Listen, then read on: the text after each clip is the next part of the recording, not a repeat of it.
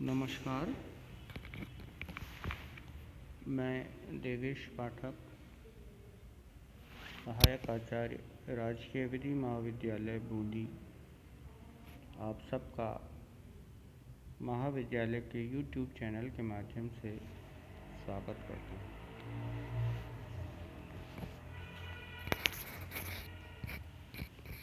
हूँ। आज जो टॉपिक हम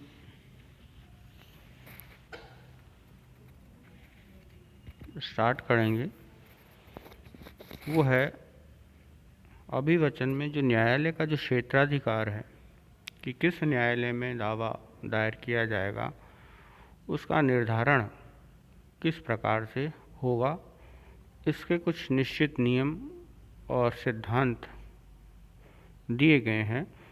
उनके प्रकाश में हम ये जानने की कोशिश करेंगे कि जब वाद हेतुक उत्पन्न होता है, जैसा कि पिछली वीडियो में हमने देखा कि वाद हेतुक क्या होता है। वाद हेतुक का मतलब है प्रतिवादी का कोई ऐसा कार्य लोप या गलती जिससे वादी को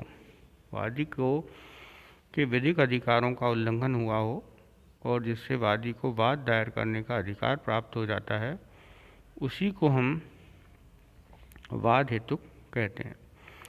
तो जब वाद हेतुक उत्पन्न हो जाएगा, उस वाद हेतुक उत्पन्न होने पर व्यक्ति को ये निर्धारण करना पड़ेगा कि किस न्यायालय में मैं ऐसा वाद दायर करूं जिससे कि प्रतिवादी को इसके तो न्यायालय उसी समय उत्पन्न होता है कि जब वाद दायर करना होता है। तो हम ये कह सकते हैं कि न्यायालय के क्षेत्राधिकार का तात्पर्य यह है कि किसी वाद को सुनने, निपटाने, निर्णय करने और किसी न्यायिक शक्ति का प्रयोग करने की न्यायालय की शक्ति से है। साधारण शब्दों में कहें तो क्षेत्राधिकार से वह शक्ति अभिप्रेत है, वह शक्ति इससे समझ में आती है जो कि न्यायालयों को वादों, अपीलों और आवेदन पत्रों को ग्रहण करने के लिए प्राप्त है। विभिन्न न्यायालय विभिन्न विधि द्वारा निर्धारित विभिन्न शक्तियों से विभूषित हैं, अर्थात उनको विभिन्न शक्तियाँ दी गई हैं। जहाँ वाद को विचारण के लिए ग्रहण करने की अधिकारिता का प्रश्न उठता है, वहाँ न्यायालय को इसके लिए वाद पत्र में किए गए अभिकथनों के आधार पर परीक्षण करना होता है एवं इसके लिए प्रत्येक मामले में प्रारंभिक विवाद्यक को विरचित बनाना, अर्थात विरचित करना बनाना आवश्यक नहीं होता है। न्यायालय के क्षेत्राधिकार का विभाजन हम दो तरीके से कर सकते हैं। पहला, प्रथम प्रकार का विभाजन। प्रथम प्रकार के विभाजन को हम तीन भागों में बांट सकते हैं। विषय वस्तु पर क्षेत्राधिकार के संबंध में, स्थानीय या प्रादेशिक क्षेत्राधिकार के संबंध में, और तीसरा है आर्थिक क्षेत्राधिकार के संबंध में। दूसरी तरह का जो विभाजन है वो हम इस तरह से कर सकते हैं। प्रारंभिक क्षेत्राधिकार प्रथम और अपीलीय क्षेत्राधिकार। तो प्रथम के तीन खंड हम कर सकते हैं। प्रथम प्रकार का जो विभाजन है उसमें हमने देखा विषय वस्तु के आधार पर, स्थानीय या प्रादेशिक क्षेत्राधिकार के आधार पर, और तीसरा है आर्थिक क्षेत्राधिकार के आधार पर। द्वितीय तरह का जो विभाजन है वो कहता है कि प्रारंभिक क्षेत्राधिकार भी हो सकता है न्यायालय को और अपीलीय क्षेत्राधिकार भी हो सकता है। इस तरह से इसका बंटवारा हम जो है अलग अलग खंडों में कर सकते हैं। अब इसको हम डिटेल से यदि हम देखें तो हम देखेंगे प्रथम प्रकार का जो विभाजन है उसमें है विषय वस्तु का क्षेत्राधिकार। तो विषय वस्तु का क्षेत्राधिकार ये कहता है कि विभिन्न जो न्यायालय हैं उनको कई बार भिन्न भिन्न कार्य सौंपे गए हैं। जिनमें कि कुछ विशिष्ट प्रकार के वादों का विचारण जो है किया जाता है। जैसे कि यदि आप जयपुर में देखेंगे तो जयपुर में कुछ कोर्टों को केवल negotiable instrument act NI act के संबंध में वाद सुनने का अधिकार था। स्पेशल कोर्ट बना रखी हैं, वो केवल NI एक्ट के संबंध में ही वादों की सुनवाई उनको करती हैं, उनको दूसरे क्षेत्राधिकार जो है उन पर जो है लागू नहीं है। तो इस प्रकार से हम ये कह सकते हैं कि यदि किसी न्यायालय को किसी विशिष्ट विषय वस्तु के लिए यदि बनाया गया है तो केवल उस विशिष्ट विषय वस्तु के संबंध में ही उसके द्वारा वाद सुने जाएंगे और वादों के संबंध में कार्रवाई की जाएगी। तो विषय वस्तु के आधार पर हम क्षेत्राधिकार तय कर सकते हैं और विषय वस्तु के आधार पर जो है हम कोर्ट का निर्धारण कर सकते हैं। कुछ स्पेशल कामों के लिए स्पेशल कोर्टों का भी निर्धारण किया गया है। और जैसे हम देख सकते हैं कि इच्छा पत्रीय विषयों, टेस्टोमेंट्री मैटर्स, तलाक के मामलों, संरक्षा से संबंधित मामलों, इनके संबंध में क्या है, इसके संबंध में केवल जिला न्यायाधीश को ही अधिकारिता दी गई है, तो वही इसके संबंध में सुनवाई करने की अधिकारिता रखता है। दूसरा जो प्रथम प्रकार का जो वर्गीकरण किया है उसमें दूसरा जो पॉइंट है वो है स्थानीय प्रादेशिक क्षेत्राधिकार, लोकल और टेरिटोरियल जुडिक्शन। प्रत्येक न्यायालय की स्थानीय या प्रादेशिक सीमा सरकार द्वारा निर्धारित होती है और उस सीमा के बाहर उसको क्षेत्राधिकार प्राप्त नहीं होता है। इस प्रकार जिला न्यायाधीश का क्षेत्राधिकार केवल अपने जिले के भीतर होता है और उच्च न्यायालय को उस प्रांत के भीतर क्षेत्राधिकार प्राप्त होता है, उससे बाहर नहीं। तो जिस प्रकार जिला न्यायालय को जिला से संबंधित क्षेत्राधिकार है और हाई कोर्ट को राज्य से संबंधित क्षेत्राधिकार है, उसी तरह जिला स्तर पर और उससे नीचे के जो न्यायालय हैं उनमें भी इस तरह के क्षेत्राधिकार निर्धारित कर दिए जाते हैं। मान लीजिए यदि हम बूंदी का उदाहरण लें कि बूंदी में यदि माना जाए काल्पनिक रूप से कि 2 सिविल न्यायाधीश कनिष्ठ खंड की 2 अदालतें हैं, तो ऐसी स्थिति में बूंदी शहर के लिए हम उसको क्या कर सकते हैं, डिवाइड कर सकते हैं कि एक कोटा रोड से जो दक्षिण की तरफ हैं, कोटा रोड से जो बाईपास की तरफ के जो सारे इलाके हैं वो किस में आएंगे, वो अदालत नंबर 1 में आएंगे, और कोटा रोड से जो नैनवा रोड की तरफ के जो इलाके हैं वो किस में आएंगे, वो कोर्ट नंबर 2 में आएंगे। तो इस प्रकार से स्थानीय क्षेत्राधिकार के आधार पर हम 2 कोर्टों का वर्गीकरण कर सकते हैं, 2 कोर्टों को अलग अलग उनका निर्धारण कर सकते हैं। तो इस प्रकार ये क्षेत्राधिकार किससे संबंधित है, ये क्षेत्राधिकार प्रादेशिक क्षेत्राधिकार के तौर पर जाना जाता है। कई बार क्या होता है, कई बार एक से जो है अधिक कोर्टों को उसको जुडिक्शन होता है, तो वहाँ जिस कोर्ट में भी चाहें उस कोर्ट में आप इसके संबंध में वाद दायर कर सकते हैं। उसका मान लीजिए ऐसी संपत्ति है जिसका कुछ हिस्सा किस में आ रहा है, उसका कुछ भाग एक अदालत के क्षेत्राधिकार में आ रहा है, कुछ भाग दूसरे अदालत के क्षेत्राधिकार में आ रहा है। तो ऐसी स्थिति में यह वादी के ऊपर निर्भर करता है कि वह किसी भी कोर्ट में उनके संबंध में निर्धारण कर सकता है, किसी भी कोर्ट में उनके संबंध में वह वाद दायर कर सकता है। तीसरी बात जो आती है वो है आर्थिक क्षेत्राधिकार।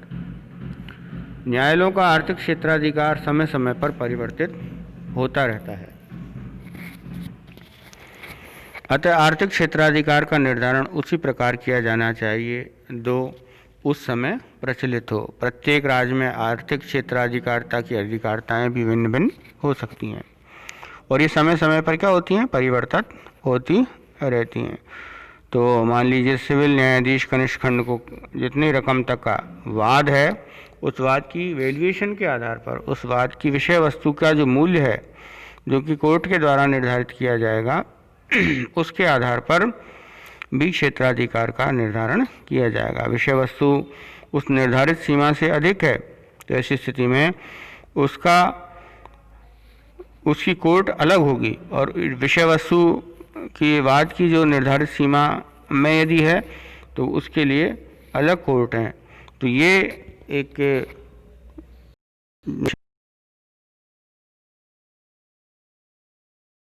इनका जो मूल्य पर भी निर्धारित होता है, और उस मूल्य के आधार पर, उस संपत्ति की वैल्यू के आधार पर हम क्या कर सकते हैं, उस संपत्ति की वैल्यू के आधार पर हम उस कोर्ट का निर्धारण कर सकते हैं। उस कोर्ट के अनुसार उसमें हम दावा दायर कर सकते हैं।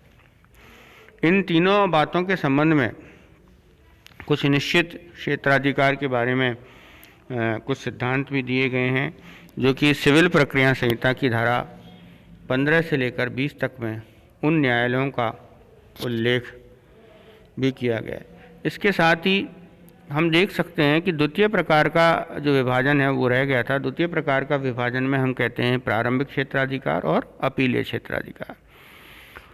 कुछ न्यायालय केवल प्रारंभिक क्षेत्राधिकार का ही प्रयोग करते हैं, जैसे कि सिविल न्यायाधीश कनिष्ठ खंड का जो न्यायालय है उसमें केवल प्रारंभिक क्षेत्राधिकार के मामले ही उसके संबंध में वाद दायर किया जा सकता है।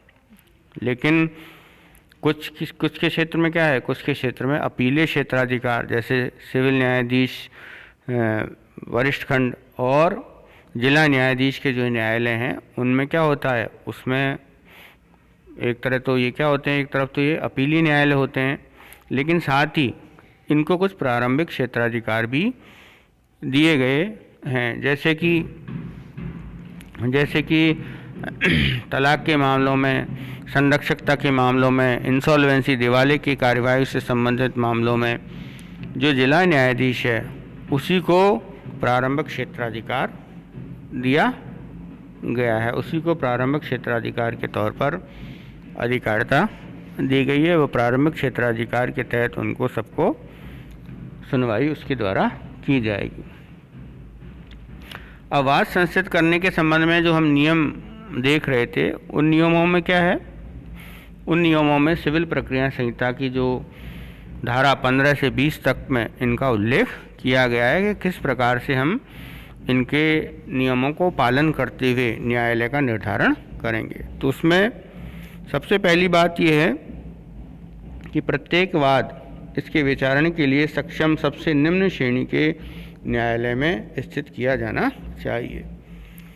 जो वाद है, जो सिविल वाद है, सबसे पहले कहाँ दायर होगा, सक्षम श्रेणी के सबसे निम्नतम जो न्यायालय है, सबसे अधीनस्थ जो न्यायालय है, उस न्यायालय में सबसे पहले वाद दायर किया जाना चाहिए। सीधे ही आप उसको हाई कोर्ट में या सुप्रीम कोर्ट में नहीं ले जा सकते, आपको कहाँ जाना पड़ेगा, सबसे पहले आपको सक्षम क्षेत्राधिकारिता वाले न्यायालय जो सबसे निम्नतम है, और उसमें क्या किस हिसाब से क्या देखना होगा आपको, वाद की विषय वस्तु के आधार पर भी कि कहाँ स्थित है उसके आधार पर भी ये देखा जाएगा। दूसरी बात, वो निम्नतम न्यायालय है या नहीं है ये देखा जाएगा। और तीसरी बात, उस न्यायालय को उस वाद के मूल्यांकन के आधार पर सुनवाई करने का अधिकार प्राप्त है या नहीं है।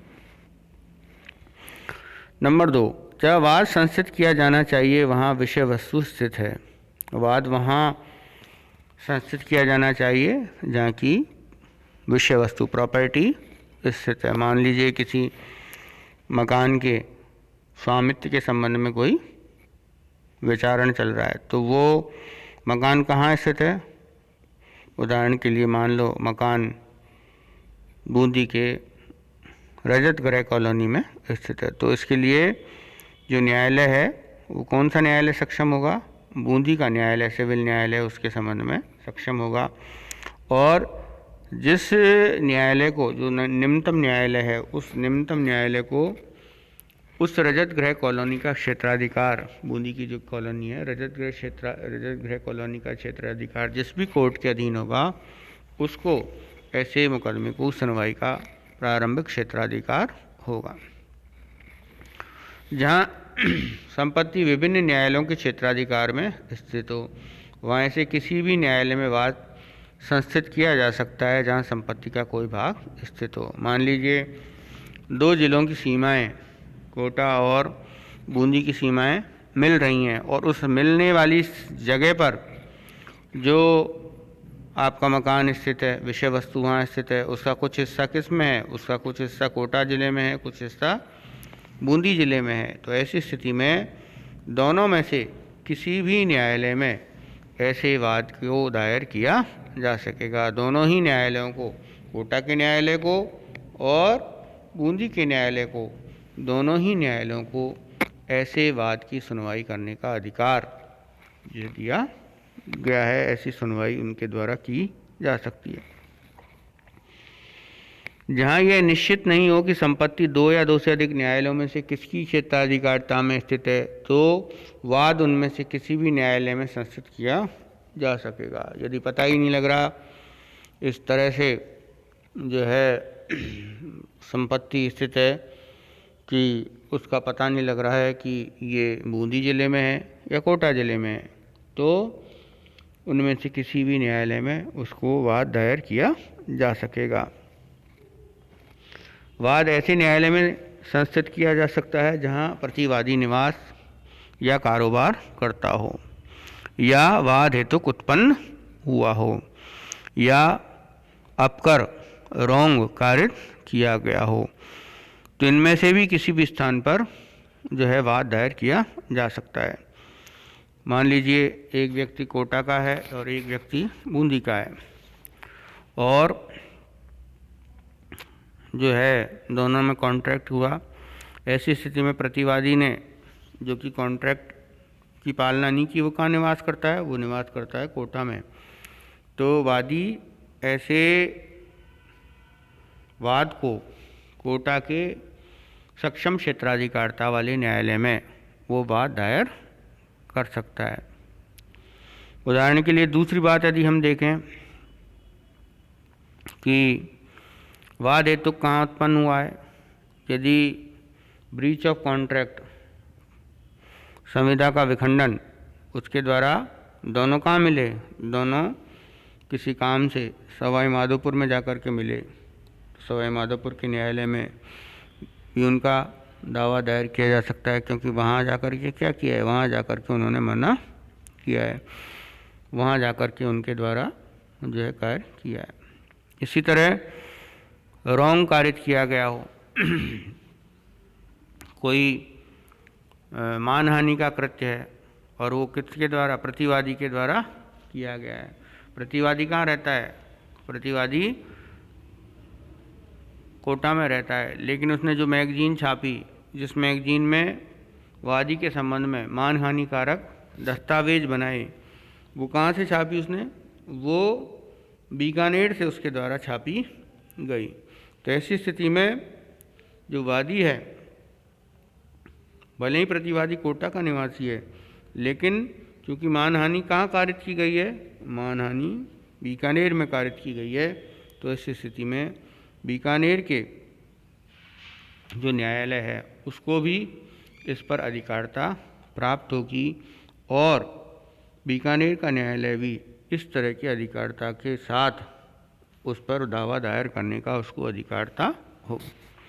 तो इस प्रकार से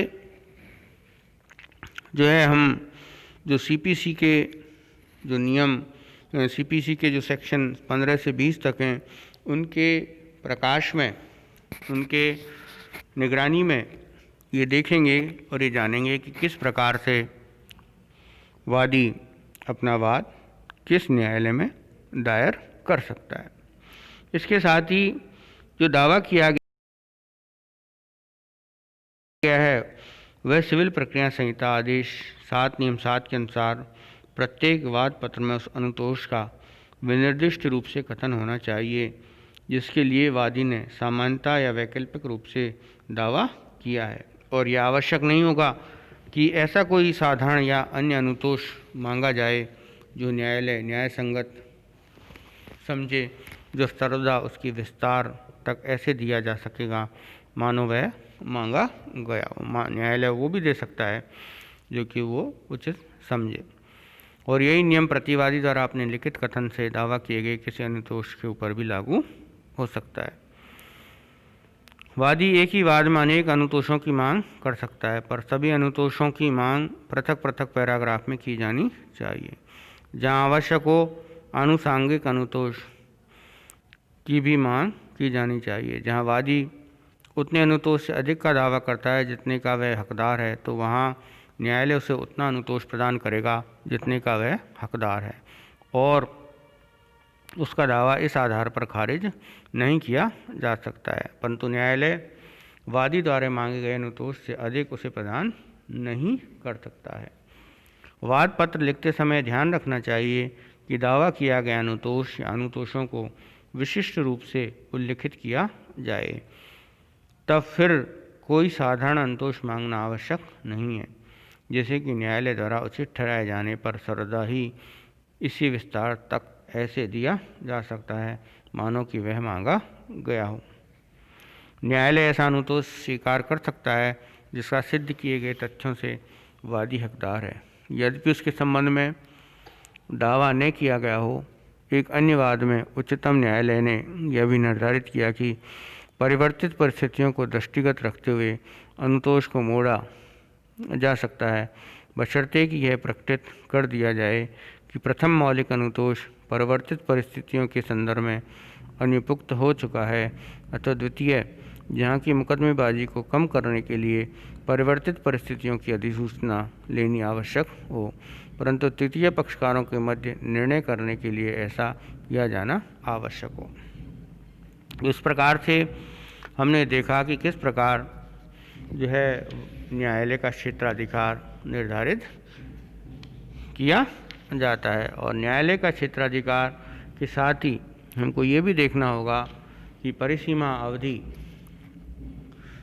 में जो है ऐसा दावा दायर किया जाना चाहिए, क्योंकि परिसीमा का मतलब है कि जो निश्चित अवधि है जिसमें दावा दायर किया जाना चाहिए उसी में दावा दायर किया जा सकता है। मान लीजिए उसके बाद यदि कोई दावा दायर किया जाएगा तो कोर्ट उसको संज्ञान में नहीं लेगी। उदाहरण के लिए जो रुपयों की वसूली के लिए 3 साल के अंदर अंदर वाद दायर कर दिया जाना चाहिए, यदि 3 साल हो गए हैं तो ऐसी स्थिति में फिर दावा दायर नहीं किया जा सकता है, लेकिन इसमें भी न्यायालय युक्ति से युक्त समझे तो छूट प्रदान कर सकता है, यदि वो कोई देखता है कि ऐसा किस प्रकार किस कारण से ये देरी हुई है, यदि उसका रीजनेबल कारण है तो उसके लिए उसको लेकर के उस कारण को और उसको परिसीमा को जो अधिनियम है उसके अनुसार जो बात कही गई है उसमें उसको दावा दायर किया जा सकता है। वाद मूल्यांकन और न्यायालय फीस। वाद का मूल्यांकन न्यायालय फीस के संबंध रखता है तथा न्यायालय फीस का भुगतान करने की दृष्टि से ही वाद के मूल्यांकन का उल्लेख वाद पत्र में किया जाता है। सामान्यतः निर्धारित धन की वसूली के वाद का मूल्यांकन नहीं होता जितनी धनराशि के लिए अनुतोष मांगा गया है, परंतु अन्य वाद यथा इंजंक्शन, घोषणात्मक डिक्री, डिक्लेरेटरी सूट आदि चाहने वाले वाद में जिनमें धन की कोई निर्धारित राशि नहीं होती है, अथवा ऐसे वाद जो धन से संबंधित नहीं होते हैं, वहाँ ऐसे वाद या मूल्यांकन वादी स्वयं अपनी इच्छानुसार कर सकता है, किंतु इसका तात्पर्य कदापि यह नहीं है कि वादी मुकदमे में मनमाना मूल्य देने के लिए स्वतंत्र है, जिससे वह अपनी इच्छानुकूल न्यायालय में वाद दायर करने के लिए मनचाहा उसका उपयोग कर सके। मूल्यांकन के भी निश्चित नियम हैं, उस निश्चित नियमों के आधार पर ही इस तरह का मूल्यांकन किया जा सकता है, तो इसको आप तैयार करें। इसके साथ ही प्रत्येक वाद पर क्या होगा, हस्ताक्षर और उस पर सत्यापन उसके किए जाएंगे। हस्ताक्षर और सत्यापन होने के ही वाद पत्र को वैध जो है माना जाएगा। आप इसको तैयार करें, तैयार करके आप करें, क्योंकि आपको सीपीसी में भी ये काम देगा और साथ साथ जो अभिवचन का पेपर है उसमें भी ये आपके लिए इम्पोर्टेंट है। धन्यवाद।